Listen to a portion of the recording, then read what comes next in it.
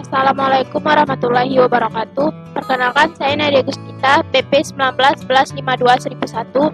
Di sini saya akan menjelaskan jawaban dari UAS Kalkulus. Untuk soal yang pertama, jelaskan untuk apa kita mempelajari integral. Jawabannya, mempelajari integral akan sangat berguna dalam kehidupan sehari-hari, karena penggunaan integral ini dalam kehidupan sehari-hari sangatlah luas cakupannya. Misalnya, mulai dari bidang matematika, ekonomi, teknologi, fisika, teknik, dan bidang-bidang lainnya. Dengan integral, misalnya kita ingin tahu kecepatan sebuah motor yang sedang melaju. Kemudian, kita juga ingin tahu posisi motor tersebut pada waktu-waktu tertentu. Maka, untuk memecahkan masalah ini, kita dapat menggunakan integral. Kemudian, lihat gedung-gedung bertingkat. Rancangan atas dan rancangan bawah berbeda. Jadi, digunakanlah integral untuk merancang bangunan tersebut. Integral dapat digunakan untuk mengukur luas bidang atau luas bangunan dan juga volume bangunan tersebut. Kemudian selanjutnya kita beralih ke soal nomor 2. Misalkan, laju konsumsi minyak dalam barel per tahun di Amerika dari tahun 1973 sampai dengan 2003 adalah seperti yang dapat dilihat pada gambar di bawah ini. Kira-kira berapa barel minyak yang dikonsumsi antara tahun 1990 sampai dengan tahun 2000? Jelaskan proses perhitungan tersebut dengan menggunakan integral tentu. Integral tentu ini sama dengan integral Riemann. Berikut penyelesaiannya. Kemudian penyelesaian untuk soal nomor 2 tadi menggunakan rumus integral tentu atau rumus integral Riemann, yaitu di mana integral dari A menuju B, kemudian fungsi fx dx sama dengan limit dari mutlak P menuju 0. P ini yaitu titik dari integral titik Riemann-nya. Kemudian di mana titik Riemann tersebut dicari dengan sigma I dari 1 menuju ke n, yaitu sebanyak n. Kemudian fungsi f xi dan delta xi. X ini merupakan fungsi fx ini merupakan tinggi dari grafiknya. Misalnya tingginya. Kemudian delta x ini merupakan lebarnya antara interval satu dengan yang lainnya. Ini digunakan untuk mencari luas dari persegi yang diciptakan dari teori Riemann tersebut. Kenapa rumus ini yang digunakan? Di mana rumus sigma, di mana I mulai dari 1 sampai n ini, karena kita akan menghitung bagian grafik di ujung kanan. Maka dari itu kita gunakan rumus Riemann yang ini. Kalau grafik ujung kiri, maka sigmanya akan berawal dari I sama dengan 0 sampai n kurang 1. Maka digunakanlah rumus ini.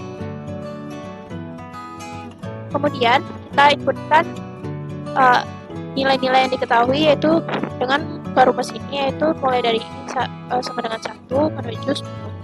Kenapa 10? Karena interval dari tahun 90 sampai tahun 2000 itu sebanyak 10.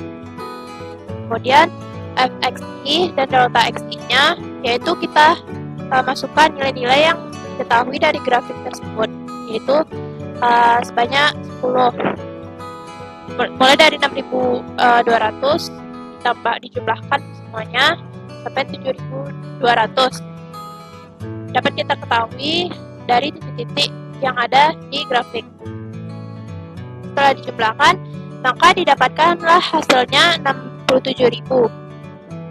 Yaitu jadi barel minyak yang dikonsumsi antara tahun 1990 sampai tahun 2000 yaitu sebanyak 67.000 dengan menggunakan rumus integral Riemann atau integral tentu ini.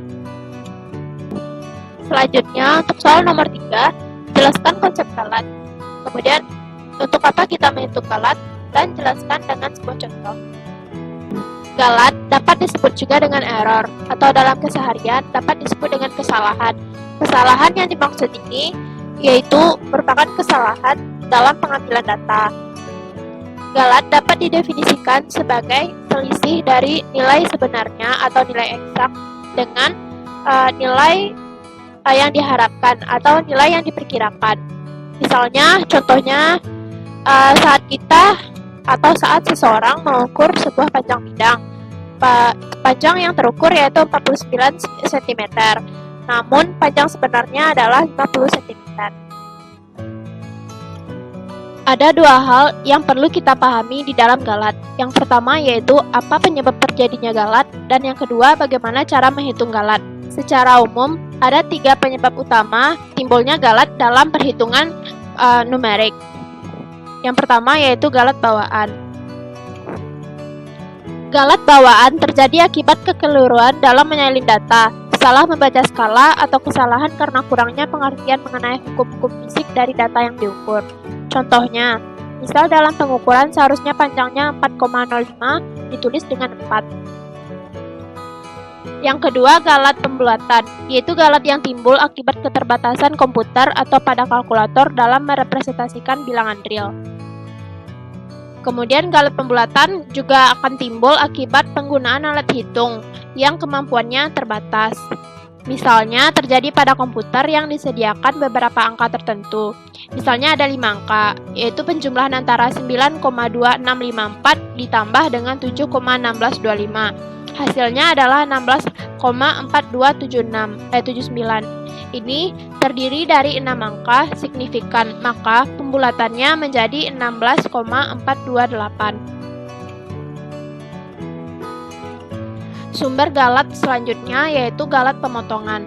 Galat pemotongan ini biasanya merujuk pada galat yang disebabkan oleh penggunaan ekspresi matematika yang rumit dengan rumus yang lebih sederhana. Kemudian, bagaimana cara menghitung galat? Berikut akan saya jelaskan bagaimana cara menghitung galat beserta contohnya.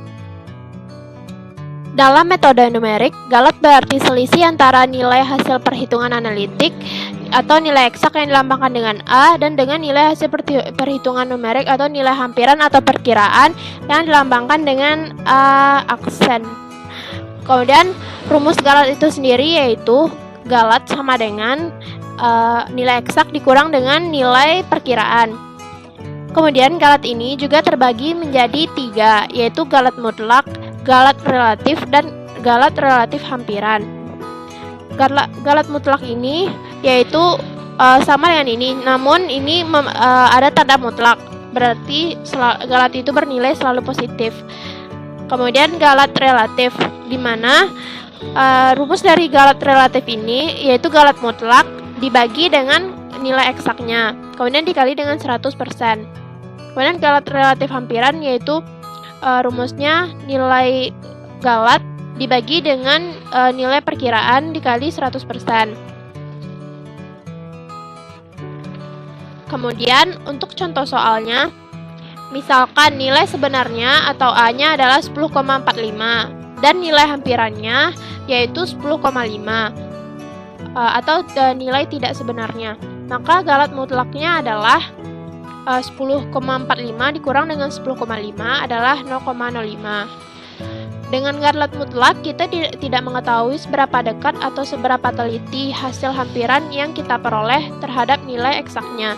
Jadi, galat mutlak tidak menunjukkan besarnya tingkat kesalahan. Berbeda dengan galat relatif dan juga galat relatif hampiran. Misalnya, ada contoh 2, gini. Hasil pengukuran sebuah jembatan adalah 9,99 cm. Hasil pengukuran sebuah paku adalah 9 cm. Jika nilai pengukuran sebenarnya berturut-turut adalah 10.000 cm dan 10 cm, hitung galat mutlak dan galat relatif persen dari kedua hasil pengukuran di atas. Manakah yang memberikan hasil pengukuran yang lebih baik? Penyelesaiannya, kita cari galat mutlaknya dari jembatan, dikurang kemudian mendapatkan 1 cm dan paku juga 1 cm. Nilai keduanya sama, jadi kita tidak bisa menunjukkan besarnya tingkat kesalahannya.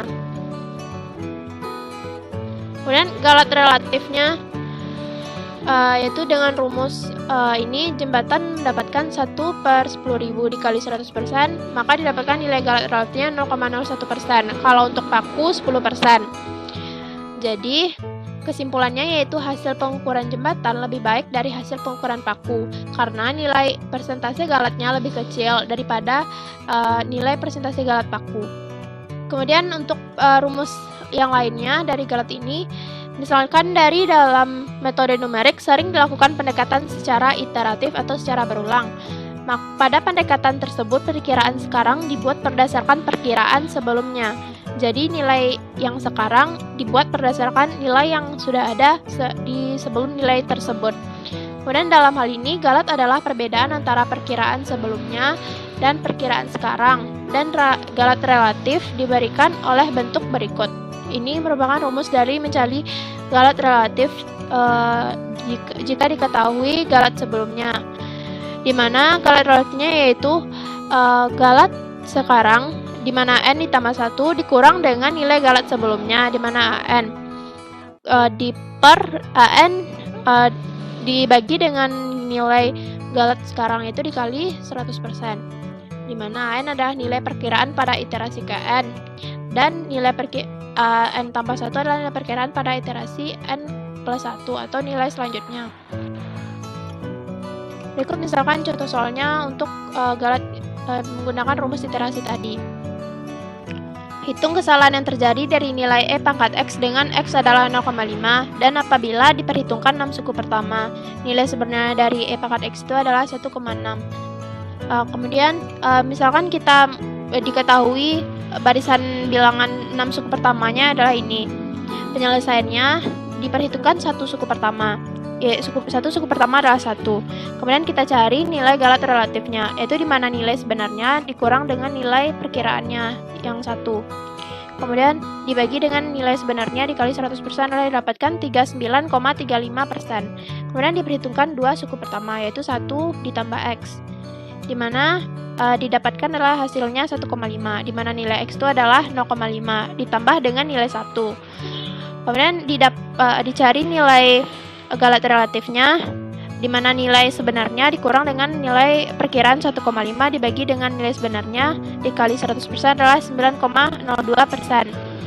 Sehingga didapatkanlah nilai galat relatif dari iterasi tersebut dengan dua suku pertama yang diperhitungkan, yaitu 1,5 dikurang dengan 1, di mana nilai suku selanjutnya dikurang dengan nilai suku sebelumnya yaitu 1 dibagi dengan nilai suku selanjutnya dikali 100% adalah 33,33%. Kemudian kenapa kita harus menghitung galat? Karena galat berfungsi untuk membandingkan atau menghitung koefisiensian suatu penelitian dengan penelitian lainnya.